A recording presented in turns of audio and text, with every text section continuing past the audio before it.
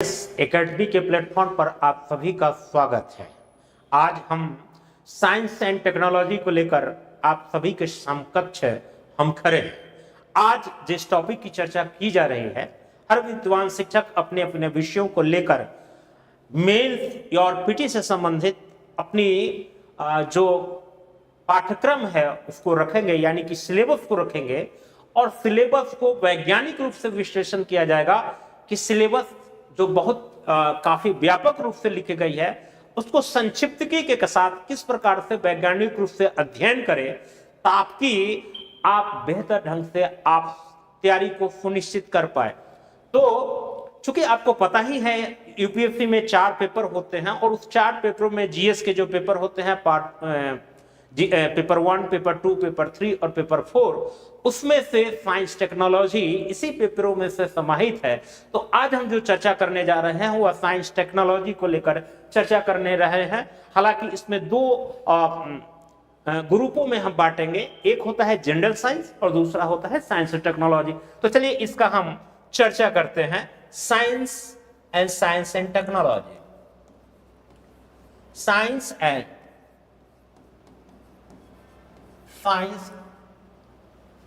Technology.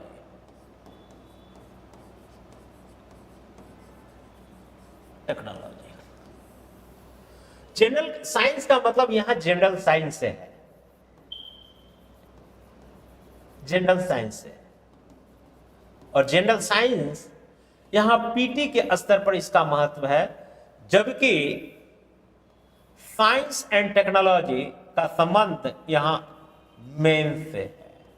तो हम यहां चर्चा पहले मेंस को विषय को लेकर करेंगे, क्योंकि यूपीएससी में जो मेंस के सिलेबस होते हैं, अगर मेंस की तैयारी आपकी बहुत अच्छी होती है तभी आप बेहतर ढंग से आप जो है आपकी तैयारी मानी जाती है, पीटी उसके क्रम में तैयारी स्वतः हो जाती है। तो चलिए कि the UPSC science and technology syllabus covers a wide range of the topics including general science, physics, chemistry and bio, scientific and technological development, space technology, biotechnology,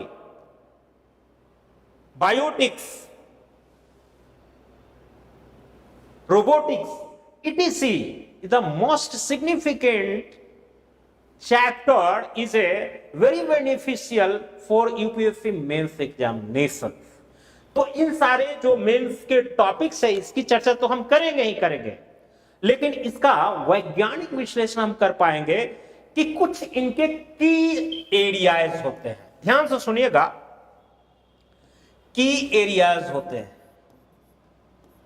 की एरियाज होते हैं। इन की एरियाज में सबसे पहले जानने का प्रयास करेंगे, जो सबसे पहले जानने का प्रयास करेंगे वह जानेंगे space and technology.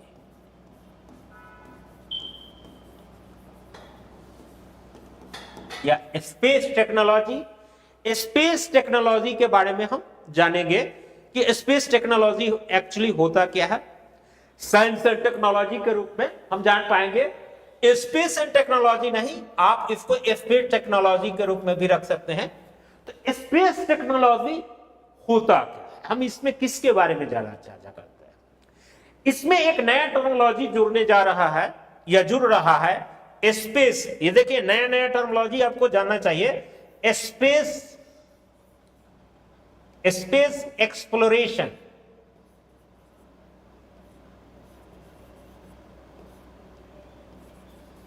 Space exploration, यानी कि अब स्पेस में उत्खनन तो नहीं होगा, इसका मतलब नहीं है। एक्सप्लोरेशन का मतलब होता है स्पेस नहीं, स्पेस में हम नए नए जो होते हैं ग्रह है या उपग्रह है या स्टार्स है या स्पेस में बहुत सारी चीजें हैं जिनको एस्ट्रॉयड भी हैं, उन सब के बारे में हम जानकारी प्राप्त करने के लिए या स्पेस के रहस्यों को जानने के लिए हम स्पेस सैटेलाइट जो छोड़ते हैं या कुछ उपग्रह छोड़ते हैं, उन सारे के बारे में जानकारी हम करते हैं।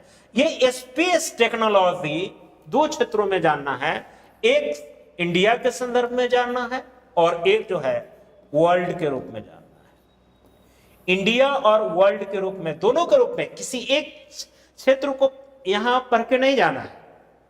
कई बार हो सकता है कि इंडिया की स्पेस टेक्नोलॉजी की तुलना वर्ल्ड के स्पेस टेक्नोलॉजी के कंपैरिजन में कर दे, या फिर इसरो की तुलना अन्य किसी स्पेस एजेंसी के साथ कर दे, या तुलनात्मक रूप से प्रश्न पूछे जा सकते हैं कंपैरिजन में।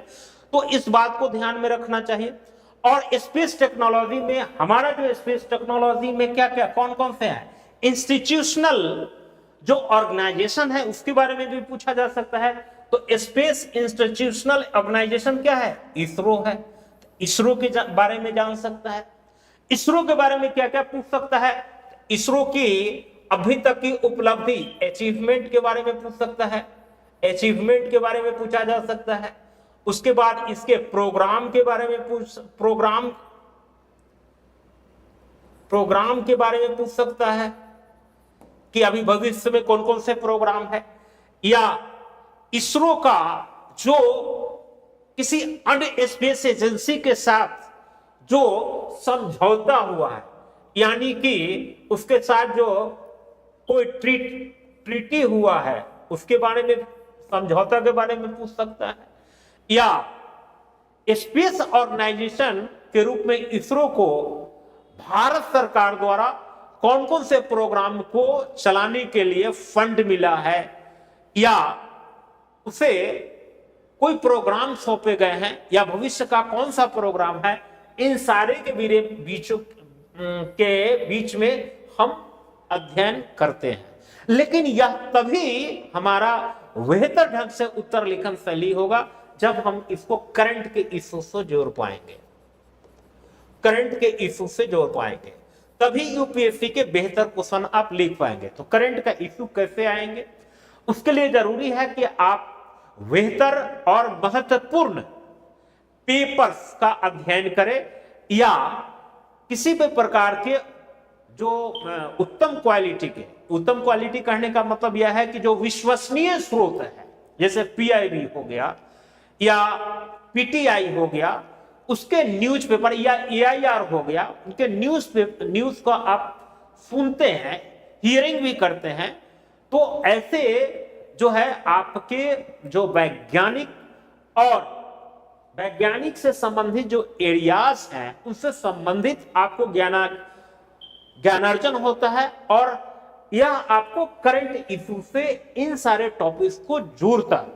उसके लिए सबसे अच्छा माध्यम न्यूज़पेपर है, जिसमें कुछ न्यूज़पेपर का उदाहरण ले सकते हैं। मैं स्वयं ही आपको यह आश्वासन देना चाहता हूं कि संस्थान के द्वारा ही न्यूज़पेपर का एनालिसिस लाई जा रही है। वह साइंस टेक्नोलॉजी से हो सकता है, वह पॉलिटी के स्तर पर हो सकता है, वह इकोनॉमिक्स के स्तर पर हो सकता है, या करंट और भी समसामयिक आईआर के पोजीशन पर भी हो सकता है। उनसे संबंधित सारी वीडियो को लाए जाएंगे। अब जाएंगे कि वर्ल्ड से सर क्या होगा, यानी कि स्पेस टेक्नोलॉजी के वर्ल्ड के रूप में क्या हो सकता है, कैसे प्रश्न आ सकते हैं। तो इंडिया का इसरो का जो प्रोग्राम है वह वर्ल्ड के साथ कैसे ट्रीट किया गया है, या इंडिया के स्पेस प्रोग्राम को वर्ल्ड के साथ कंपैरिजन करके भी ऐसे प्रश्न आ सकते हैं। तो उनकी पूरी जानकारी हमें चाहिए। अब दूसरा हम मान सकते हैं, इसी में अगर दूसरा चैप्टर हम मान लेते हैं, स्पेस टेक्नोलॉजी के बारे में हमने पूरा का पूरा आपका क्रोनोलॉजी बताया दिया कि किस प्रकार से अध्ययन करना है। इसरो के बारे में जानना है, इसरो के प्रोग्राम के बारे में जानना है, उसके अचीवमेंट के बारे में जानना है, इसरो का जो सैटेलाइट प्रोग्राम है उसके बारे में जानना है, उसकी हिस्ट्री और क्रोनोलॉजी के बारे में भी जानना है। तो ये सारे स्पेस टेक्नोलॉजी के बारे में इतना अगर आप कर लेंगे तो आपकी बेहतर जानकारी हो जाएगी। दूसरा जो इसका सब सेक्टर जो हम जानेंगे वह इंफॉर्मेशन एंड टेक्नोलॉजी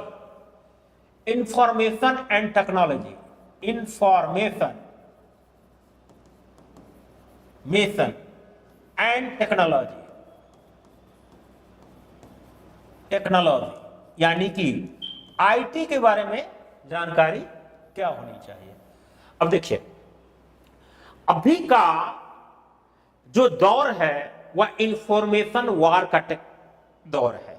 तो आप कहेंगे कि यह इंफॉर्मेशन वार क्या हो जाता है, टेक्नोलॉजिकल वार क्या होता है? इसका बहुत महत्वपूर्ण योगदान है। आईआर में भी इंफॉर्मेशन वार का एक बहुत बड़ा योगदान होता है। जिसके पास इंफॉर्मेशन टेक्नोलॉजी ज्यादा बेहतर होगी, वह अपने जो उनका व्यू है वह किसी भी देश या राष्ट्र के सामने या अपनी विचारधारा को रखने में उतना ही सफल होता है। इसलिए इसको कहते हैं कि एक ऐसी इंफॉर्मेशन एंड टेक्नोलॉजी का आईटी के क्षेत्र में योगदान है कि जिस प्रकार से इसका भी साइंस टेक्नोलॉजी के रूप में, नॉर्मल रूप में तो है ही सूचना तकनीक के क्षेत्र में, लेकिन साइंस एंड टेक्नोलॉजी में आईटी का महत्वपूर्ण योगदान है। कहा जाता है 3 चीज हमेशा ध्यान रखिएगा। आपको अगर किसी प्रकार के ऐसे प्रश्न लिखने को आए तो आप 3 डायग्राम देकर इसको बेहतर ढंग से आप समझा सकते हैं। और आईटी का क्या महत्व है, सिग्निफिकेंस ऑफ आईटी क्या है, इस चीज को हम जान पाते हैं। जैसे पहला है नैनो टेक्नोलॉजी, आऊंगा नैनो टेक्नोलॉजी पर, नैनो टेक्नोलॉजी। दूसरा है बायोटेक्नोलॉजी, और तीसरा यही आईटी, इंफॉर्मेशन टेक्नोलॉजी।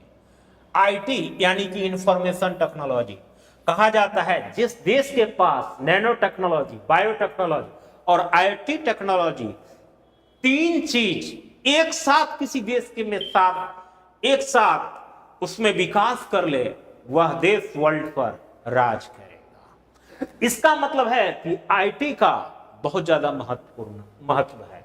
तो सर आप ये भी बता दीजिए कि इस प्रकार के अगर साइंस एंड टेक में लेख भी आते हैं या टिप्पणी लिखने को आता है तो हम कैसे सिद्ध करेंगे कि यह तीनों टेक्नोलॉजी जो है किसी भी देश की विकास में महत्वपूर्ण भूमिका निभाएगा और उसे सुपर पावर बनाने में महत्वपूर्ण भूमिका निभाएगा। तो नैनो टेक्नोलॉजी टेक्नोलॉजिकल अपग्रेडेशन है, जो टेक्नोलॉजी की बिल्कुल ही माइक्रो लेवल पर उसका एनालिसिस है। यह आपको जिस प्रकार से टेक्नोलॉजिकल एडवांसमेंट देता है, उसी तरह से बायोटेक्नोलॉजी जो है आपको कृषि, एग्रीकल्चर के क्षेत्रों में और पोषण के क्षेत्र में यानी कि न्यूट्रिशन के क्षेत्र में, इन सारी चीजों में जीवन की उच्चतर स्तर को बनाए रखने के लिए या कुपोषण से किसी राष्ट्र को बचाने के लिए यह बायोटेक्नोलॉजी का उतना ही ज्यादा महत्व है। जब तक एक कोरिलेशन आप बेहतर ढंग से नहीं कर पाएंगे। और तीसरा आईटी जो है इंफॉर्मेशन एंड टेक्नोलॉजी, यानी कि आपकी सूचना अगर बेहतर ढंग से अगर समझ नहीं पहुंचती है, सूचना अगर सही जनहित तक नहीं पहुंचाते हैं, तो बहुत सारे स्कीम्स जिस प्रकार आम व्यक्ति मरहूम रह जाता है, तो इस प्रकार से सूचना भी, यानी कि सूचना आपको जागृत कर पाती है, सूचना या संचार आपको कनेक्ट कर पाती है, यानी कि आप दुनिया के या विकास की गौरव गाथा से जब तक आप जुड़ेंगे नहीं, आपका किसी प्रकार से या मानसिक हो या फिर बौद्धिक विकास की क्षमता इन सूचनाओं के आधार पर ही संभव हो सकती है। इसलिए माइकल मुलान ने एक स्टेटमेंट दिया था कि Michael Mullen give a statement according to IT technology कि the next coming future is a coming a torrential flow of information and technology. We want to a umbrella to protect himself a torrential flow of information and technology. तो Michael Mulan जो 21वीं सदी के ऐसे चिंतक थे जिन्होंने इस आईटी के महत्व को समझा था। इसलिए सूचना क्रांति आज का जो दौर है 21वीं शताब्दी, यह सूचना क्रांति का दौर है। जिसके पास इंफॉर्मेशन की जितनी एक्सेस ज्यादा होगी, वह देश उतना ही ज्यादा विकसित होगा। और जिस देश के पास यह तीनों टेक्नोलॉजी एक साथ एकुमुलेशन रूप से प्रभावित करे, इंपैक्ट डाले, तो वह देश को विकसित देश हुए, विकसित देश होते हुए ज्यादा देर भी नहीं लगेगा। यानी कि यह सिग्निफिकेंस महत्व है। यह यानी कि अब आपको लगेगा कि सर ऐसा सूचना क्रांति में ऐसी कौन सी बातें हो जाएगी कि हम इस लोकतंत्र को मजबूत कर सकते हैं, सुशासन ला सकते हैं, या राष्ट्र उससे सशक्त हो सकता है, या जनाकांक्षाओं में शासन के प्रति विश्वास भी बढ़ सकता है। देखने में यह पॉलिटी जैसा क्वेश्चन लगता है, लेकिन इसका कोरिलेशन, क्योंकि आप देखते होंगे कि यूपीएससी का क्वेश्चन साइंस टेक्नोलॉजी से तो पूछता है, लेकिन उसका इंपैक्ट या इन्फ्लुएंस जो दिखता है वह पॉलिटिक्स क्षेत्र में भी दिखेगा, ज्योग्राफी के सेंस में भी दिखेगा, आर्ट एंड कल्चर के रूप में भी देखेगा, करंट अफेयर्स से भी रिलेटेड देखेगा, और करंट अफेयर्स में आईआर का भी इन्फ्लुएंस देखेगा। यानी कि आपके क्वेश्चन का जो इंपैक्ट अगर चौतरफा हो, यानी कि आपकी समझ समग्र रूप से होते हो, अगर साधारण शब्दों में कहे तो आपके बेहतर उत्तर लेखन शैली का मर्वग्ध माना जाएगा और एग्जामिनर आपको बेहतर मार्क्स देंगे। इसीलिए आपको यह भी देखना चाहिए कि सर ये आईटी की महत्ता क्या जो है। आपको एक चीज और भी बता देते हैं जो आपको लगेगा, एक बराबर सुनते होंगे ई गवर्नेंस।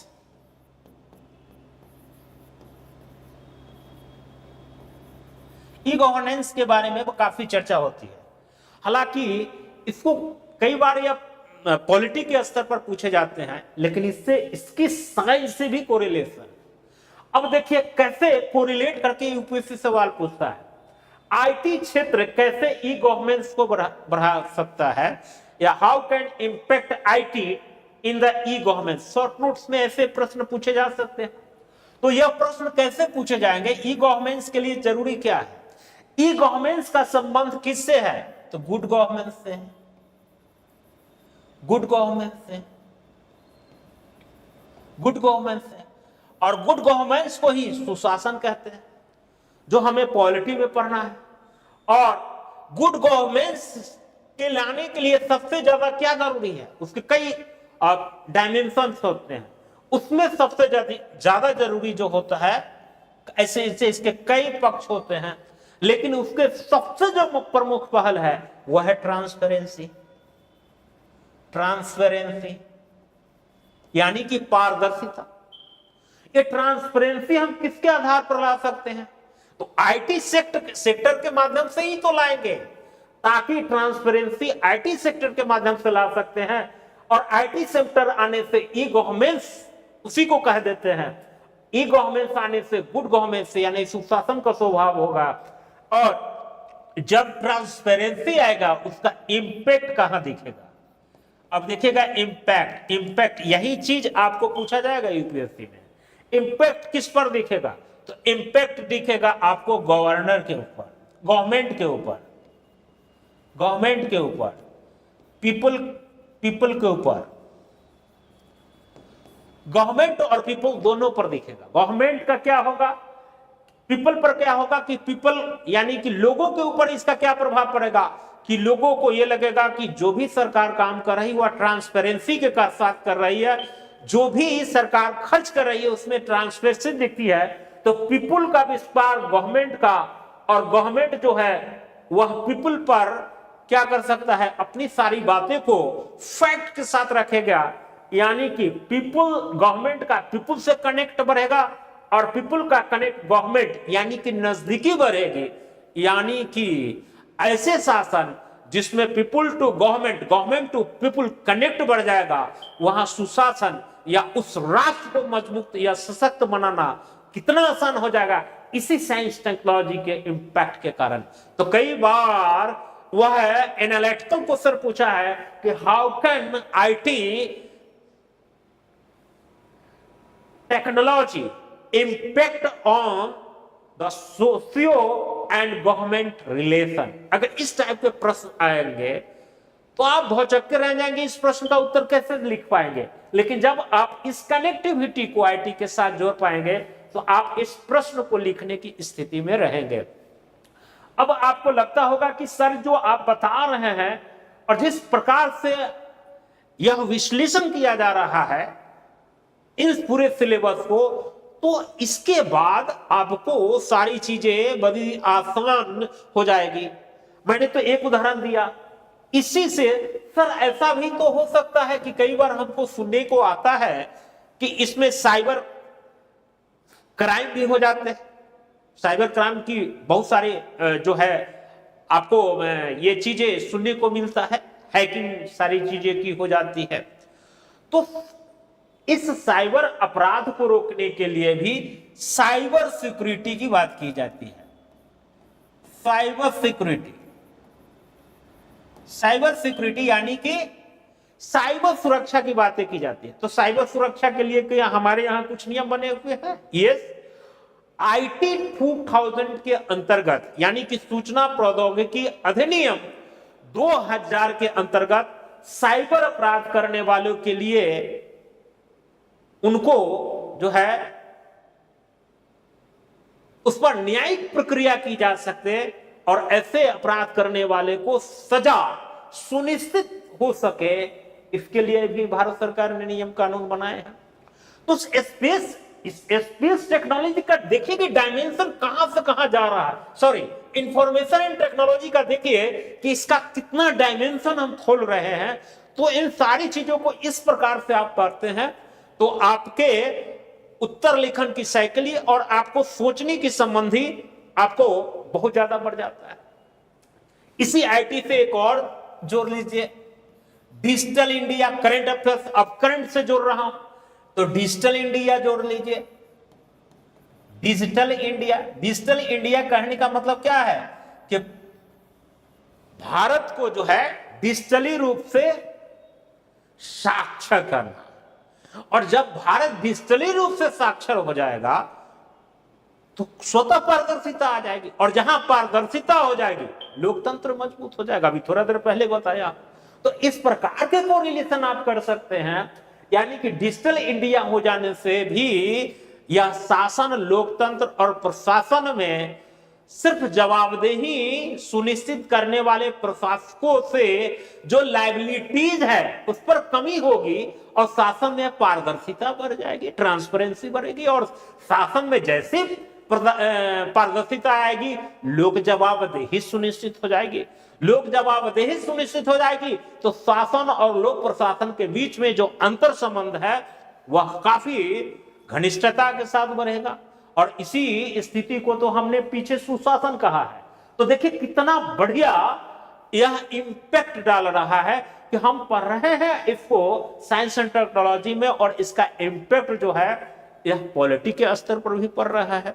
तो ये सारे के सारे ये सारे मैं उदाहरण बता रहा हूं कि इस प्रकार के आप पूरे डायमेंशन को तोड़ने की स्थिति में आ जाएंगे तो आपके बहुत सारी चीजें जो है आपको अच्छी ढंग से समझ में आ जाएगा।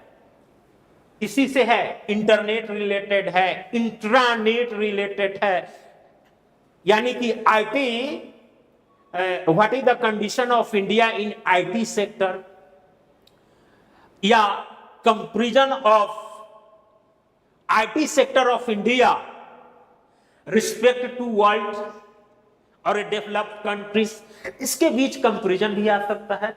तो इन सारी चीज को इस डायमेंशन में आप तोड़ के पढ़ेंगे तो आप बेहतर साइंस एंड टेक्नोलॉजी में बेहतर मार्क्स ला सकते हैं। चलिए, स्पेस टेक्नोलॉजी के बाद हम आते हैं, स्पेस टेक्नोलॉजी आपको बता दिए, इंफॉर्मेशन टेक्नोलॉजी आईटी सेक्टर को बता दिए। अब जो काफी चर्चा में आती है रोबोटिक्स, आर्टिफिशियल इंटेलिजेंस। आजकल तो आर्टिफिशियल इंटेलिजेंस पर काफी चर्चा चल रही है। तो robotics and artificial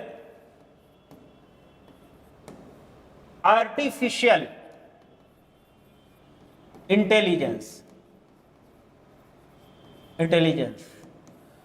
artificial intelligence आजकल काफी चर्चा में हो रहा है।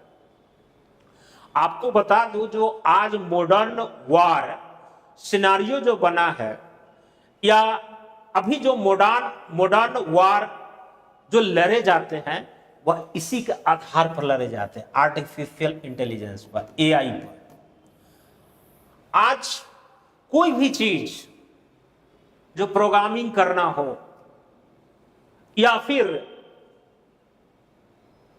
किसी भी प्रकार का अगर वार लड़ना हो, युद्ध लड़ना हो, या इंफॉर्मेशनल टेक्नोलॉजी का वार लड़ना हो, या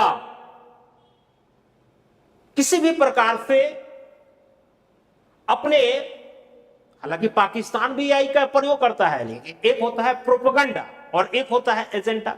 तो कई प्रकार के अपने प्रोपेगेंडा और एजेंडा में भी एआई का प्रयोग होता है। तो एआई का प्रयोग पॉजिटिव क्षेत्र में भी हो सकता है और निगेटिव क्षेत्र में भी हो सकता है। यह निर्भर करता है कि आप इसका प्रयोग किस रूप में करते हैं।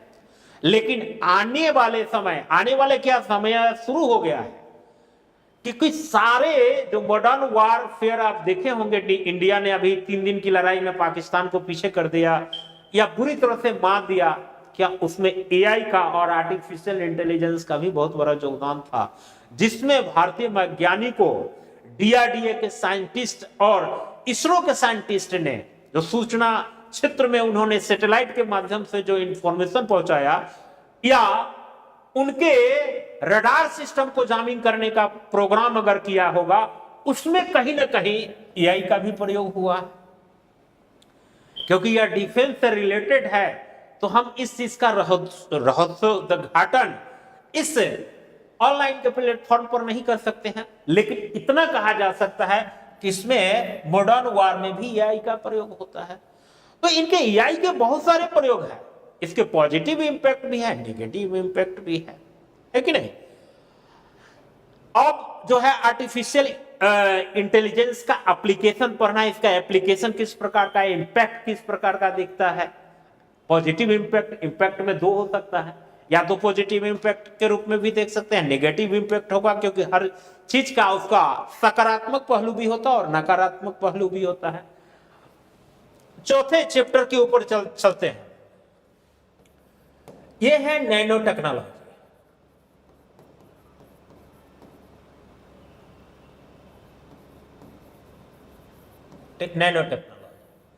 नैनो टेक्नोलॉजी का एप्लीकेशन, एक तो एप्लीकेशन जानना चाहिए कि एप्लीकेशन, जनरली परीक्षा में एप्लीकेशन ही पूछा जाता है। एप्लीकेशन क्या है, इसकी हिस्ट्री क्रोनोलॉजी अगर आप जानते हैं तो पीटी की दृष्टि से ज्यादा अच्छा है। नैनो टेक्नोलॉजी का भविष्य, फ्यूचर क्या है, उसके बाद पोजीशन ऑफ इंडिया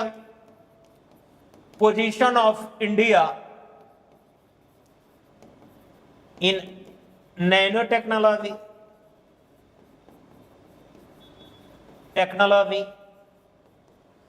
उसके बाद में हो गया position of India nano technology, future क्या है, हिस्ट्री क्या है, एप्लीकेशन, ये परीक्षा की दृष्टि से सबसे ज्यादा महत्वपूर्ण है। इसमें नैनो टेक्नोलॉजी में भविष्य में कौन कौन सी बाधाएं, ऑब्स्टेकल कौन कौन से आ सकते हैं, ऑब्स्टेकल कौन कौन से हैं, ऑब्स्टेकल कौन कौन से हैं, बाधाएं कौन कौन से हैं। उसके बाद में होगा nano technology development of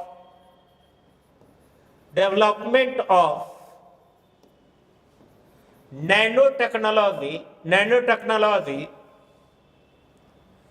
with respect to development of nanotechnology in India with respect to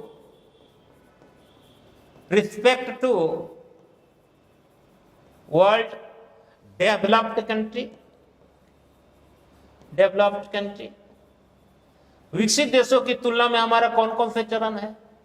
उसके बाद नैनो टेक्नोलॉजी के स्टेप्स, STEPS, स्टेप्स, स्टेप्स माने विकास की कौन सी चरण में है इंडिया, क्या नैनो टेक्नोलॉजी के कौन कौन से चरण होते हैं, किस चरण में कौन कौन से चीज का एप्लीकेशन हुआ है। एप्लीकेशन करने का मतलब कौन कौन से अनुप्रयोग हुए हैं। स्टेप 1 में किसका प्रयोग हुआ है, स्टेप 2 में किसका प्रयोग हुआ है, स्टेप 3 का में कौन सा प्रयोग हुआ है, स्टेप 4 में कौन सा प्रयोग हुआ है, भारत किस चरण में है उसकी स्थिति जान लेना। उसके बाद में है इस नैनो टेक्नोलॉजी में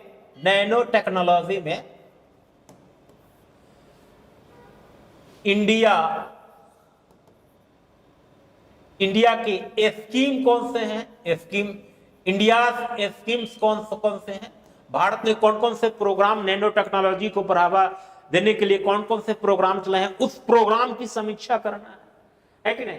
तो इतना चीज आप कर लेते हैं तो आपको नैनो टेक्नोलॉजी, इससे बाहर प्रश्न किसी भी स्तर पर यूपीएससी के प्रश्न में भी बाहर नहीं जाएंगे।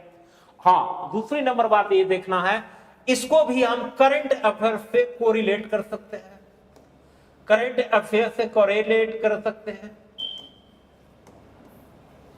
है कि नहीं।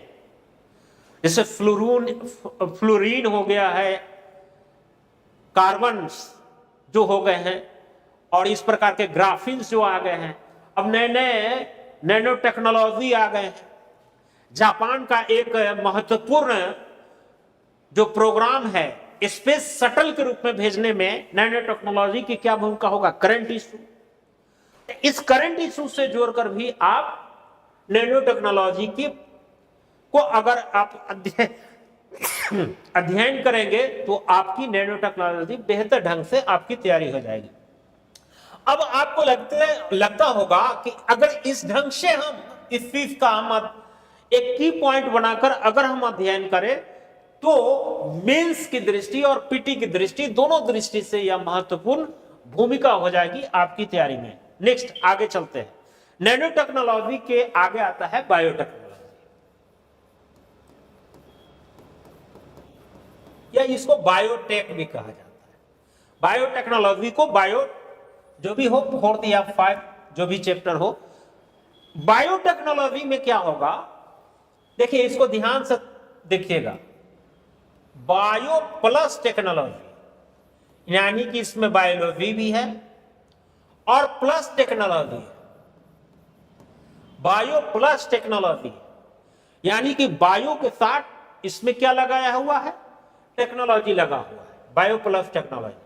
तो बायो का मतलब क्या हो गया, जितना भी प्लांट हो गया, जितना भी प्लांट हो गया और प्लांट से रिलेटेड जितने भी फ्रूट्स है या सीड्स है या ग्रेन है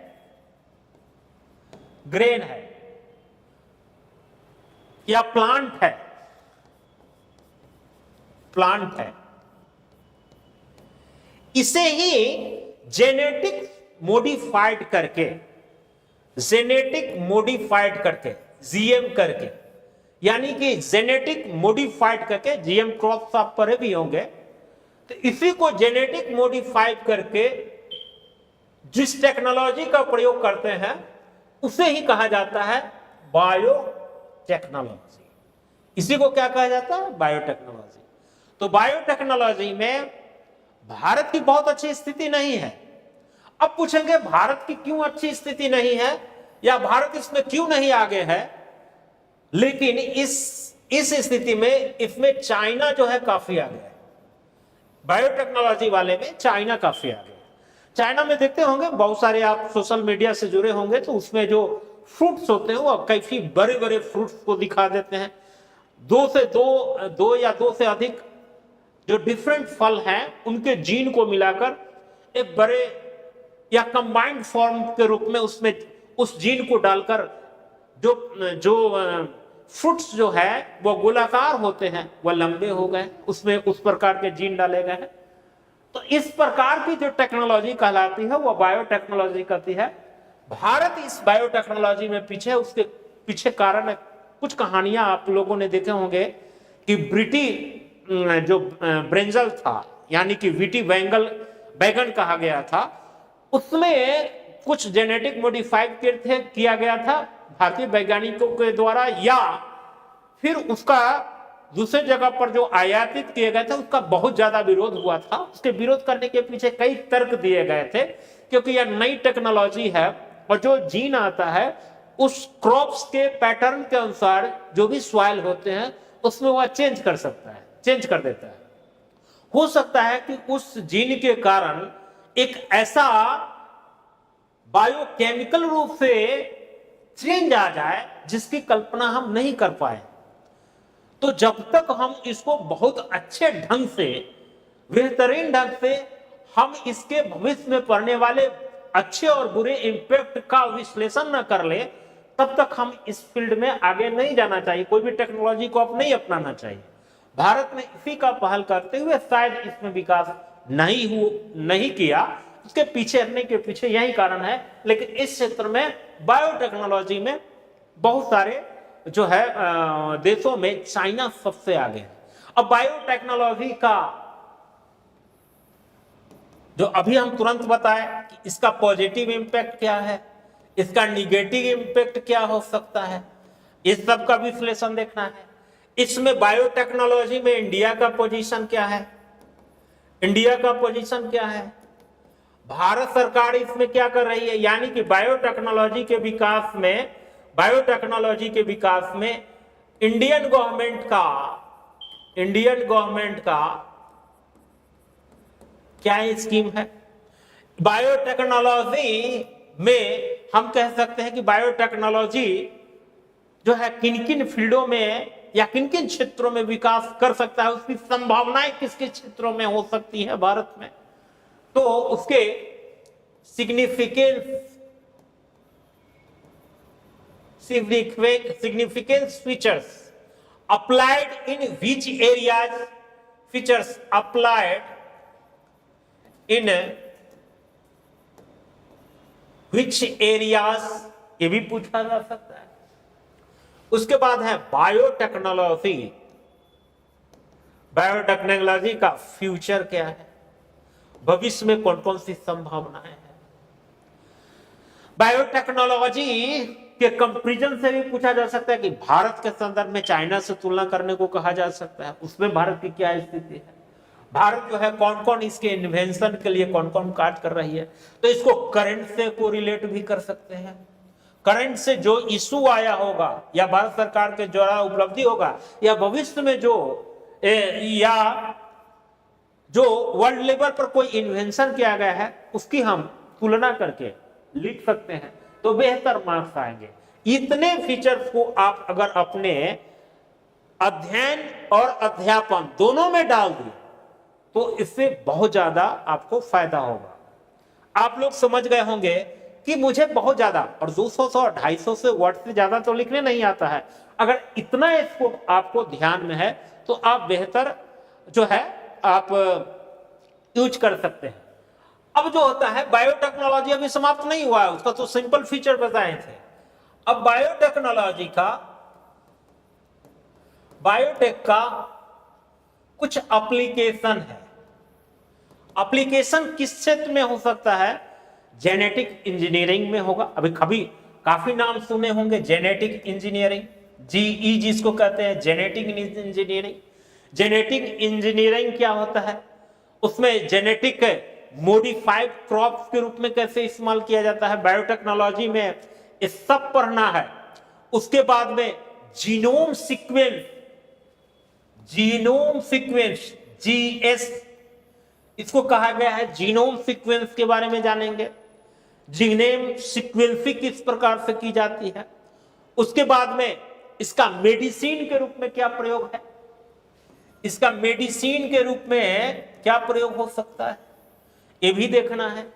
उसके अलावा आपको जो है इसका ऐसे अभी तुरंत बताए थे कि चाइना जो है इसमें काफी आगे है, तो इसमें एग्रीकल्चर के रूप में हम प्रयोग कर सकते हैं। खासकर इसमें एग्रीकल्चर के रूप में क्या प्रयोग कर सकते हैं। उसके अलावा एप्लीकेशन में और भी देख सकते हैं, इंडस्ट्री के रूप में भी हम प्रयोग कर सकते हैं। इसमें इंडस्ट्री के रूप में क्या प्रयोग कर सकते हैं, इतना से ज्यादा आपको एप्लीकेशन बायोटेक्नोलॉजी में नहीं पूछेगा। इसमें ये बहुत ज्यादा वैज्ञानिक रूप से महत्वपूर्ण है।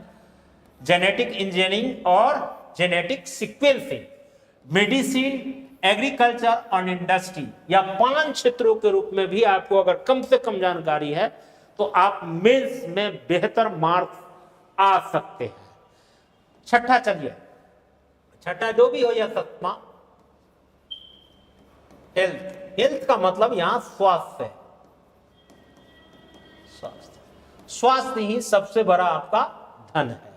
स्वास्थ्य के बिना कोई बहुत बड़ा धन नहीं है। तो फोकस ऑन जो है डिजीज कौन कौन सी है, डिजीज कौन कौन सी है। अब डिजीज में भी कौन सा बैक्टीरियल डिजीज, बैक्टीरिया से डिजीजेस होता है, कौन वायरस से होता है, कौन जो है टच होने से नहीं यानी कि टचिंग से हो जा रहा है, कौन है कॉन्टिजेनियस से हो रहा है यानी कि किसी के संपर्क में जाने से हो जा रहा है, कौन जो है सेक्सुअल डिजीजेस है, सेक्सुअल डिजीजेस है, और कौन जो है पैनाडे, ये आपको देखे होंगे हाल में ही जो आया था कोरोना आया था, यानी कि कौन जो है महामारी के रूप में, महामारी के रूप में आ रहा है, यानी कि कोरोना जैसे एपिडेमिक कहते हैं, एपिडेमिक के रूप में आ रहा है, एक नहीं। तो ये सारे के सारे चीजें आप अब कर लेते हैं। जैसे कि अब देखिए, अब हेल्थ के रूप में इतना तो हम जान लें कि ये नॉर्मल चीज है कि इतने प्रकार के डिजीजेस हो सकते हैं, लेकिन ये तो हो गया कि डिजीज कितने प्रकार के होते हैं, किस प्रकार से ये स्टार्ट करता है। लेकिन साइंस एंड टेक्नोलॉजी में कई प्रकार से यह एप्लीकेशन भी पूछता है। एप्लीकेशन कैसे, जैसे पब्लिक हेल्थ इनिशिएटिव्स क्या लेना है, and role of the science and technology to cure that type of diseases for human beings. जैसे कोरोना आया तो कोरोना का वैक्सीन के लिए साइंस एंड टेक्नोलॉजी ने, साइंस ने इन्वेंशन किया कि नहीं, कि उसके क्योर करने के लिए कौन सा हम जो है वैक्सीन का इजाद करें। तो जितने भी साइंस एंड टेक्नोलॉजी है, तो यह मुझे आश्वस्त करता है कि किसी भी असाध्य रोगों के लिए या नई बीमारियों के लिए साइंस एंड टेक्नोलॉजी में अगर इन्वेंशन नहीं होगा तो पूरी पीढ़ी को ही समाप्त कर दे। कैसे ऐसी बीमारी आ जाए, महामारी आ जाए, तो उससे क्योर करता है साइंस एंड टेक्नोलॉजी। तो साइंस एंड टेक्नोलॉजी का स्वास्थ्य के क्षेत्र में क्या क्या महत्वपूर्ण योगदान हो सकता है, इसके बारे में हम, यानी कि हेल्थ केयर के रूप में क्या क्या योगदान हो सकता है, इसके बारे में हम जान सकते हैं। अब स्वास्थ्य को लेकर 2 प्रकार की बातें होती है। हालांकि इसको हम नॉर्मल करंट इश्यू के रूप में भी रख सकते हैं और साइंस एंड टेक्नोलॉजी से जोड़कर रख सकते हैं। जैसे for the public health, Indian government proclaimed some scheme for health, and what is the role of what is the role of science and technology to help that type of the scheme which government which governed by government, यानी भारत सरकार के द्वारा जो प्रायोजित programme है, उस प्रायोजित programme को पूरा करने में साइंस एंड टेक्नोलॉजी का क्या महत्वपूर्ण भूमिका है, ऐसे अप्लाइड प्रश्न आते हैं। हालांकि कोरोना आया था तो भारत सरकार ने कोरोना का वैक्सीन का एक स्कीम चलाया था कि नहीं, तो उस कोरोना के वैक्सीन को बनाने में साइंस एंड टेक्नोलॉजी की क्या महत्वपूर्ण भूमिका रही। टीबी के उन्मूलन में, टीबी का उन्मूलन हो गया, तो इस प्रकार से साइंस एंड टेक्नोलॉजी का क्या योगदान रहा है। या किसी भी प्रकार के आज भी एड्स एक बहुत बड़ा जो है आज भी साइंस एंड टेक्नोलॉजी के लिए एक प्रश्नवाचक चिन्ह बना हुआ है। तो उसमें साइंस एंड टेक्नोलॉजी क्या योगदान कर रही है, या कितने स्तर तक हम सफल हो गए हैं। कैंसर के इलाज में जो है नैनो टेक्नोलॉजी का कितना बड़ा योगदान हो सकता है, या नैनो टेक्नोलॉजी क्या ऐसे असाध्य रोगों के लिए भविष्य में क्योर कर सकता है। ये सभी के सभी साइंस टेक्नोलॉजी के लिए यक्ष प्रश्न है। तो उसमें हेल्थ में साइंस एंड टेक्नोलॉजी क्या भूमिका निभा सकती है, ये सारे के सारे चीज यह विश्लेषण के चीजें है। अब यह पूरे ग्राफिक्स को जब हम आप खोल कर देखेंगे और इस या पूरे लेक्चर को सुन लेंगे, तो इसी लेक्चर में देखिएगा पूरे जो यूपीएससी के क्वेश्चन है इसी एरिया में फ्रेम किए गए। इस फ्रेम से बाहर कहीं भी प्रश्न नहीं जाते हैं, या अप्लाइड प्रश्न जो पूछे जाते हैं। इसलिए किसी भी प्रकार से यह कह देना कि मेरे द्वारा पढ़ाए गए यहीं से आया है प्रश्न, तो यह पूरी की पूरी बेईमानी होगी। अगर इस रूप में आप अगर आप इस टॉपिक्स को पढ़ते हैं, तो प्रश्न को हल करने की स्थिति में आप स्वयं को ही पाते हैं। यह तब संभव हो पाता है जब आपके अध्ययन और अध्यापन की प्रवृत्ति इस रूप से आप अपने आप में समाहित भी करते हैं, और अध्यापन की शैली में भी आप अपने आप को इनहांस्ड करते हैं, तभी यह संभव हो पाता है। Next and last topic science and technology में देखेंगे कि इन्वायरमेंटल साइंस काफी आ रहे हैं। हालांकि इसे कहा गया कि या नेक्स्ट जो भी हो 8 या 9 या 7 जो भी नाम हो, इन्वायरमेंटल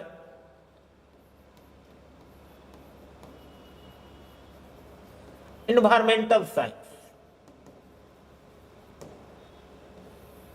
इन्वायरमेंटल साइंस क्या होता है, एक नया इशू है, क्योंकि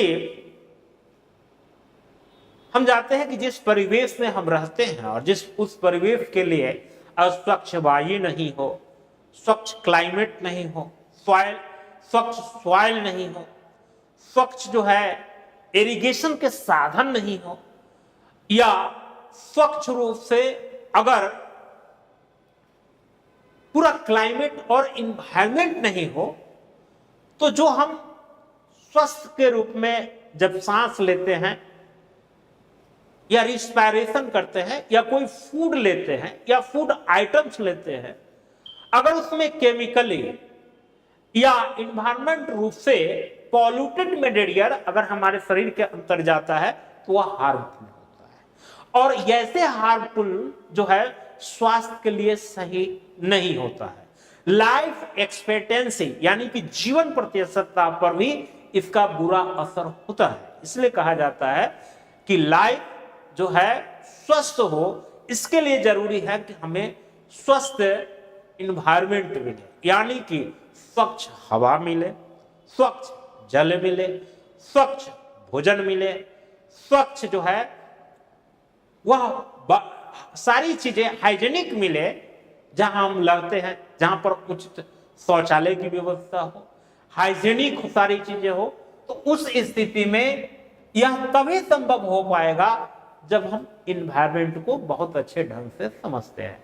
इन्वायरमेंट का मतलब यथा स्थिति में लोग यह अंदाज लगा लेते हैं कि इन्वायरमेंट का मतलब यह है कि वायु स्वच्छ हो जाए तो हमारा लगेगा कि इन्वायरमेंट रूप से पूरी इशू समाप्त हो गए। नहीं, इन्वायरमेंट अपने आप में बहुत व्यापक संदर्भ है। जिस हम परिवेश में रहते हैं उस परिवेश की जो बायोटिक्स और अबायोटिक्स दोनों यानी कि जैव और अजैव सारे को सम्मिलित रूप से हम समग्र रूप से अध्ययन करते हैं, और उनके बीच जो सामंजस्य की स्थिति बनती है, जो बैलेंस की स्थिति रहती है, उसे ही इन्वायरमेंट के अंतर्गत बिल्कुल ही कहा जाता है कि वह स्वस्थ और सही वातावरण में रह रहा है। अगर एक छोटे से पॉन्ड्स को भी हम उदाहरण के रूप में लेते हैं, तो छोटे से पॉन्ड्स में भी जो जीव जंतु निवास करते हैं, अगर वह पॉल्यूटेड हो जाए, यानी कि BOD यानी कि ऑक्सीजन की उसमें उचित मात्रा घुलित नहीं हो, यानी कि पॉन्ड्स अगर पॉल्यूटेड हो जाए, तो उसमें रहने वाले जीव जंतु इन्वायरमेंट को इन्वायरमेंट के रूप में वह पोल्यूटेड हो जाएगा, उसमें जीव जंतु जो है या पौधे जो है वह जो है सारे के सारे जीवन लीला समाप्त हो जाएगी। तो छोटे छोटे पॉन्ड्स का या जल के या जल निकासी में जो किया गया है उसमें अगर उचित रूप से अगर स्वच्छता का ध्यान नहीं रखाएगा तो वह इन्वायरमेंट के लिए वह पूरी की पूरी जो है जीवन शैली पर हमें दुष्प्रभाव कर सकता है। अगर हमने स्वच्छ जल को ग्रहण नहीं किया तो डायरिया जैसे रोग हो जा सकते हैं, हैजा हो सकते हैं, पीलिया जैसे बीमारियां हो सकते हैं, जॉन्डिस जिसको कहते हैं, तो यह दूषित जल को पीने से होता है। तो इस प्रकार से कहेंगे कि हमें सही स्वास्थ्य के लिए और मानव स्वास्थ्य को और जीवन की उचित जो हमारा जलवायु है अगर वह उचित नहीं हो तो मानव स्वस्थ नहीं रह सकता है। इन सब के बीच में हमें जानना है। तो इसके पीछे जितना हम चीजें बताए हैं उनका लबोलुआब ये हम कर सकते हैं कि इस साइंस एंड टेक्नोलॉजी का इन्वायरमेंट के ऊपर इंपैक्ट क्या पड़ेगा, प्रभाव क्या पड़ेगा, पॉल्यूशन किसको कहते हैं, यानी कि पॉल्यूशन किस प्रकार से हमारे जो है साइंस टेक्नोलॉजी उस पॉल्यूशन को कम कर सकता है। तो साइंस एंड टेक्नोलॉजी का आप देखते होंगे कार्बन सिंकिंग यह किया गया है कि एक प्रकार का ऐसा साइंस एंड टेक्नोलॉजी लाया गया जिसमें पूरे CO2 को एब्जॉर्ब कर लेगा, यानी कि कार्बन को सिंक कर लेगा और फिर से स्वाभाविक रूप से जो है वह वायुमंडल को शुद्ध करने का काम करेगा। लेकिन वह किस प्रकार से वह सिंक कर पाएगा या उसे एब्जॉर्ब कर पाएगा और कहां उसे संरक्षित करके रखा जाए, इन सब के पीछे साइंस टेक्नोलॉजी की क्या भूमिका हो सकती है, भविष्य में ऐसा क्या संभव हो सकता है, इन सारी चीजों बीच को हम विचार करते हैं। क्योंकि कहा जाता है कि जिस हम सस्टेनेबल डेवलपमेंट की बात हम ज्योग्राफी के स्तर पर या फिर हम जो इकोनॉमिक्स के स्तर पर अध्ययन करते हैं तो यह सिर्फ और सिर्फ सस्टेनेबल डेवलपमेंट कहने से काम नहीं होगा, यानी कि समेकित विकास की करने से बात नहीं होगा, यानी कि उसके लिए उसमें साइंस टेक्नोलॉजी क्या क्या भूमिका हो सकता है सस्टेनेबल डेवलपमेंट में, इसका जब हम इंपैक्ट देखते हैं तो देखते होंगे कि साइंस टेक्नोलॉजी का बहुत सारे, देखिए यूपीएससी की यही खूबसूरती है कि साइंस एंड टेक्नोलॉजी में सिर्फ साइंस के बारे में बात नहीं करता है या साइंस एंड टेक्नोलॉजी के बारे में बात नहीं करता है, इसका कहीं ना कहीं अंतर संबंध जो होता है लगभग सभी विषयों के साथ स्थापित करने से है, अंतर संबंध स्थापित करने से है। जैसे इस साइंस और टेक्नोलॉजी का संबंध या तो हमारे जीवन की दैनंदिन की घटने वाली परिघटनाओं से है, यानी कि लाइफ साइकिल से है। दूसरा, इसका संबंध हिस्ट्री से भी हो सकता है, इसका संबंध ज्योग्राफी से भी हो सकता है, यानी कि ज्योग्राफिकल एक्सपेक्टेशन से भी हो सकता है, उसमें लैंड आ सकता है, वायु आ सकता है, उसमें वाटर आ सकते हैं, ये सारे के सारे हिस्ट्री से हो सकता है, यानी कि कल्चरल उससे होगा। अब कहेंगे कि सर हिस्ट्री में कल्चरल से कैसे इन्वायरमेंट का संबंध है, तो जहां जिस प्रकार का इन्वायरमेंट टेरेन होता है उनके लैंग्वेज जो होते हैं वह काफी डिफिकल्ट हो जाते हैं काफी, और जहां पर टेरेन जो होता है काफी सॉफ्ट होता है, वहां के लोग सौम्य स्वभाव के होते हैं, भाषा और शिल्पगत शैली में भी उस प्रकार का सौम्यता झलकता है।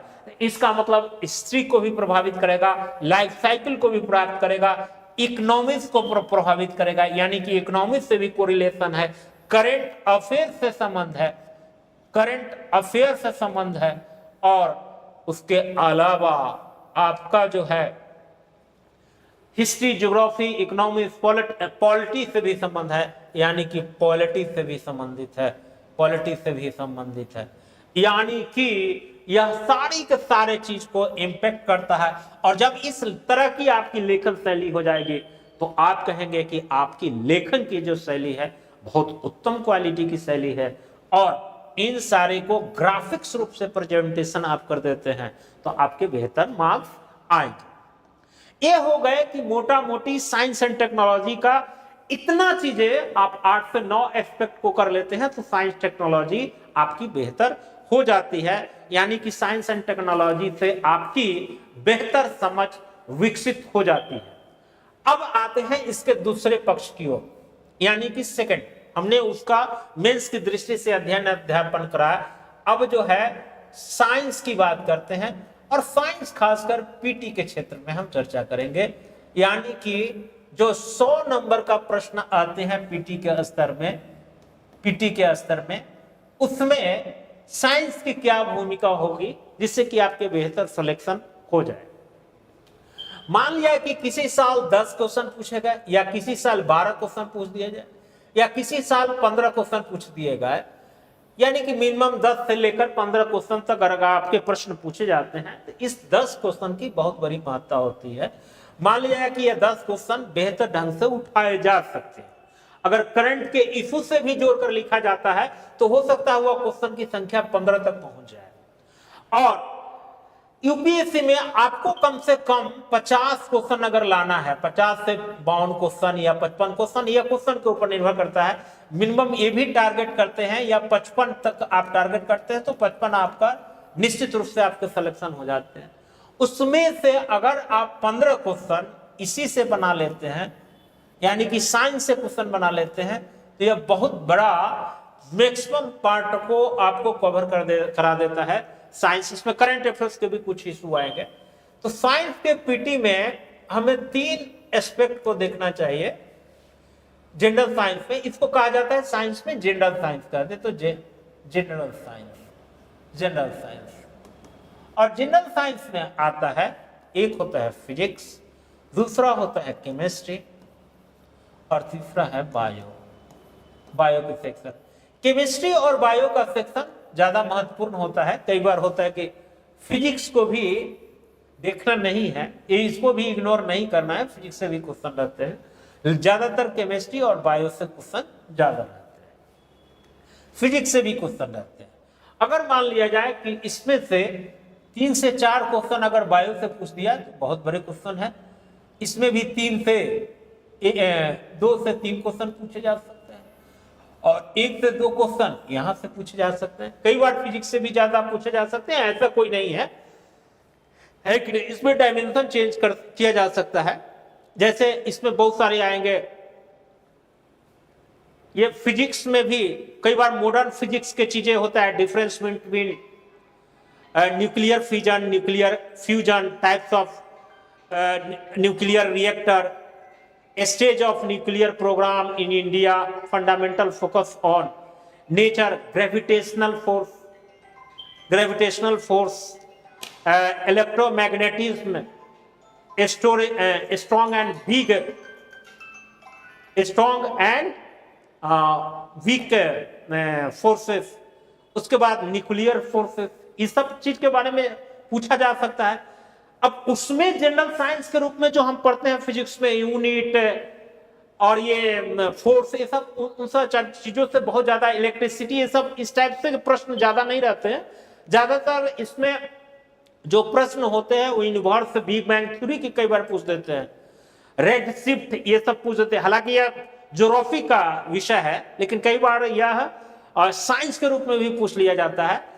स्टार फॉर्मेशन, यानी कि तारों का कैसे उत्पत्ति हुआ, उसमें कई प्रकार के सिद्धांत ज्योग्राफी में पढ़े होंगे, है कि नहीं। Solar system, planet, inner planet, outer planet, हालांकि ये ज्योग्राफी में आप लोग सब पढ़े होंगे, है कि नहीं। तो इसमें फिजिक्स से जो क्वेश्चन पूछे जाते हैं, मोटा मोटा लेवल हुआ, आप ग्रेविटेशन पढ़ के जाइएगा, न्यूक्लियर फ्यूजन, न्यूक्लियर फ्यूजन, उसके बाद stage of nuclear program in India, अगर ये पढ़ के जाइएगा तो ज्यादा बेहतर वहां पर काम करेगा।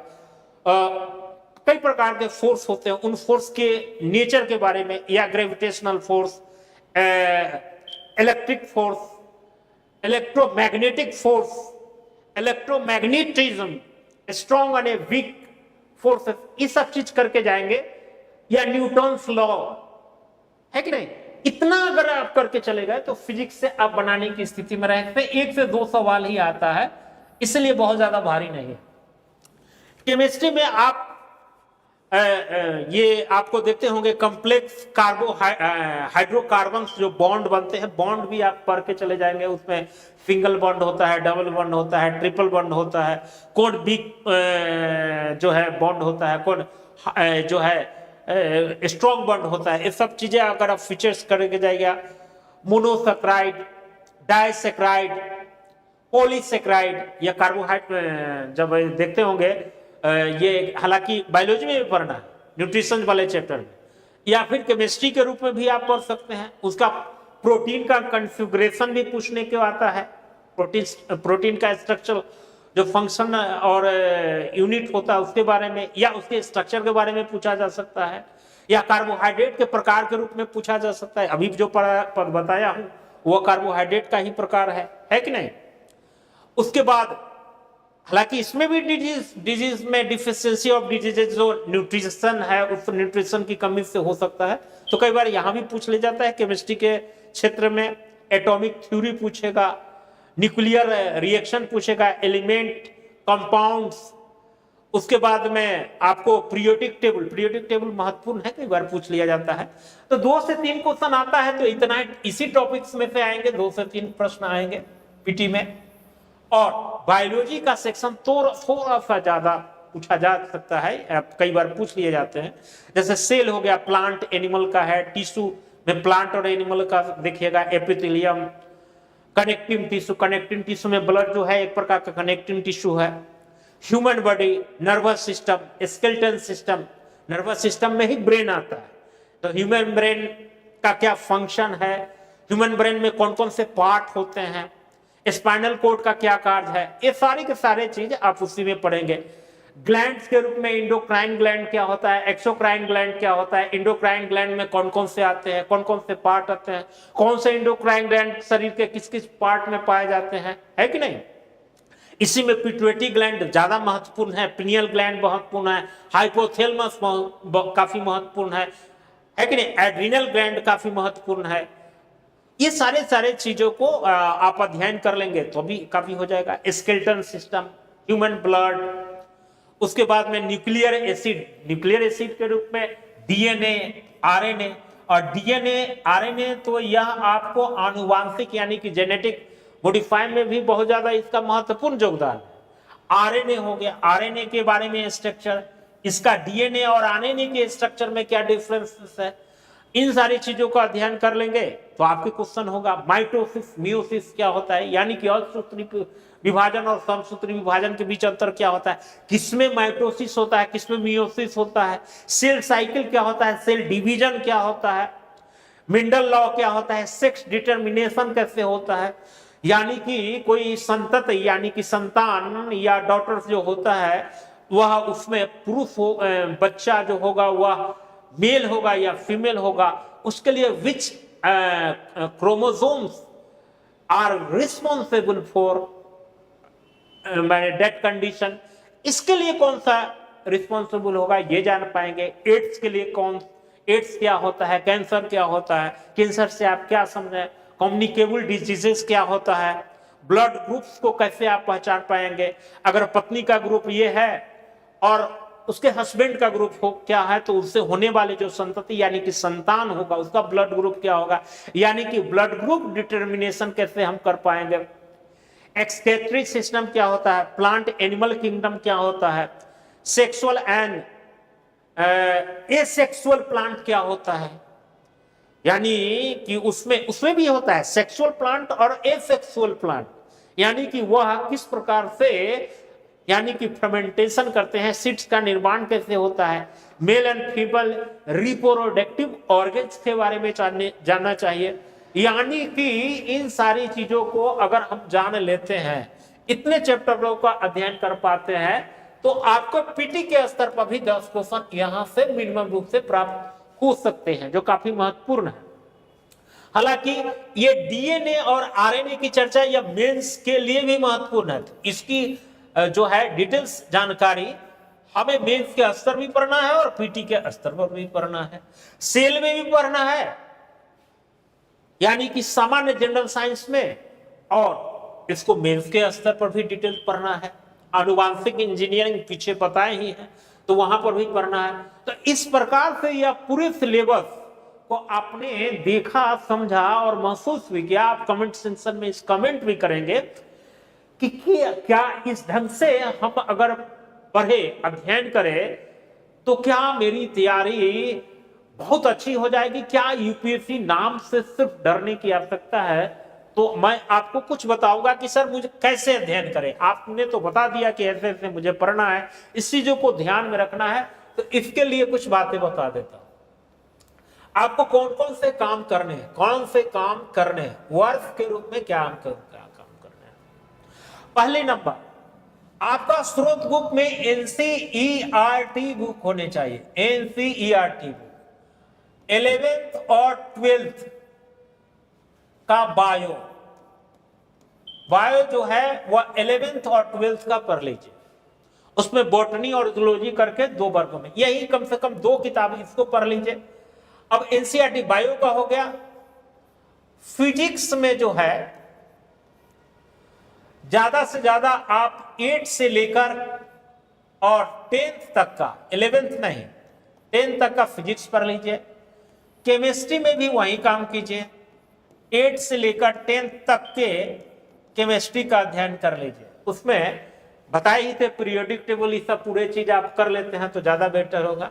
केमिस्ट्री में आप पीरियोडिक टेबल देखने के लिए आप 11th 12th इस सब का अध्ययन कर सकते हैं, कुछ एलिमेंट्स के फीचर के बारे में और खासकर कार्बन के बॉन्ड्स के बारे में अगर आप अध्ययन कर लेंगे तो मोटा मोटी आपका ये हो जाएगा। तो यानी एनसीईआरटी में कैसे पढ़ना है। दूसरा, आपको मेंस की दृष्टि से देखना है। तो मेंस के रूप में हम क्या पढ़ेंगे सर? मेंस के लिए तो ऐसा कोई किताब कॉपी है ही नहीं, तो यहां पर संस्थान के द्वारा जो लेक्चर होगा, यानी कि राम आईएएस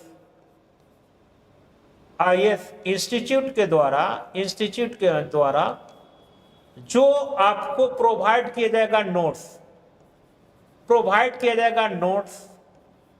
वो अध्ययन करना है या क्लास में उपलब्ध कराई जाएगी, या अगर आप चाहेंगे कि सर मैं ऐसे सेल्फ स्टडी करना पाऊंगा, उनके लिए भी है कि आप जो है नियमित रूप से, यानी कि रेगुलर लिसनिंग कीजिए क्लास वीडियो को। ये क्लास नहीं, जो यूट्यूब वीडियो है, यूट्यूब वीडियो पर आप हमेशा क्लास आएगा, तो आप उसका अध्ययन कीजिएगा। और इसको करंट से जोड़ने के लिए आप मैगजीन को देखिए, मैगजीन नहीं, पेपर को ज्यादा अच्छा देखिए, पेपर। और पेपर का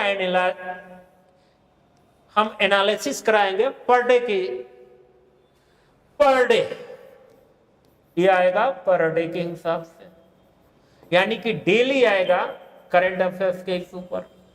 तो मेंस के स्तर पर भी आप नोट्स बनाते जाएंगे और देखिएगा सिर्फ और सिर्फ जो हमारी जो लेक्चर होगी उस लेक्चर के पीछे हम क्वेश्चन भी देंगे कि उस आधार पर आप लिखेंगे। तो इस प्रकार से अध्ययन करते हैं। हर विद्वान शिक्षक आएंगे और इस ढंग से अपनी सारी बातें को रखेंगे। मैं अपने लेक्चर को इतना ही यहीं पर समाप्त करना चाहूंगा और आप अपने कमेंट सेक्शन में कमेंट भी करेंगे कि सर और भी बेहतर हम लोग क्या कर सकते हैं, वो आप अपने सुझाव भी रख सकते हैं कमेंट सेक्शन के माध्यम से। और यह संस्थान भी आप ही के लिए है और आप ही का संस्थान है, इसलिए संस्थान से आप जुड़े या न जुड़े या आपके ऊपर निर्भर करता है, लेकिन संस्थान के द्वारा जो लगातार वीडियो प्रोवाइड किया जा रहा है वो अपने दोस्तों में शेयर भी कीजिए। और इस संस्थान से जुड़ना हो तो इस संस्थान से आप कांटेक्ट भी कर सकते हैं, व्यक्तिगत रूप से मिलकर आप इसका लाभार्जन भी कर सकते हैं। इतने शब्दों के साथ अपने शब्द को विराम देते हैं। अन्य विद्वान शिक्षक गण गाहे बगाहे समय समय पर आकर अपनी जो महत्वपूर्ण सुझाव हैं और अपनी ज्ञान अर्जन की जो आपके लिए फायदेमंद है उन सारी बातों को रखेंगे, विषय अपने अपने विषयों को लेकर। इन शब्दों के साथ अपने शब्दों को यहीं पर विराम देते हैं। जय हिंद, जय भारत। और आप लोग सभी लोग मन लगाकर इस अध्ययन से जुड़े हुए रहिए। धन्यवाद।